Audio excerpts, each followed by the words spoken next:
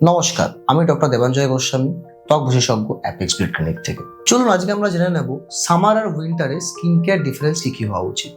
তো সামারে অতিরিক্ত আমাদের সিবাম সিক্রেশন হয়, অয়েল সিক্রেশন হয়, তাই জন্য আমাদের অ্যাকনি ইস্যুস হতে পারে, সান বার্ন হতে পারে, ট্যানিং এর সমস্যা দেখা দিতে পারে।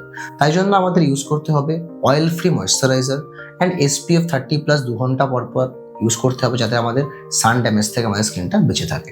আর শীতকালে অতিরিক্ত স্কিন শুষ্ক হয়ে যায়, এই জন্য আমাদের ইউজ করতে হবে একটু রিচ ক্রিমি ময়েশ্চারাইজার বা হাইলুরনিক অ্যাসিড সেরেমাইড যুক্ত কোনো ময়েশ্চারাইজার বা টোনারও আমরা ইউজ করতে পারি, অ্যান্ড SPF যুক্ত লিপ বাম আমাদের ইউজ করতে হবে। সিজনাল স্কিন কেয়ার কথার অর্থ হলো সিজন অনুযায়ী আমাদের স্কিন কেয়ার রুটিন বদলাতে হবে। যদি একই স্কিন কেয়ার রুটিন আমরা সারা বছর ইউজ করে যাই, তাহলে স্কিন আমাদের উপযুক্ত যত্ন পায় না।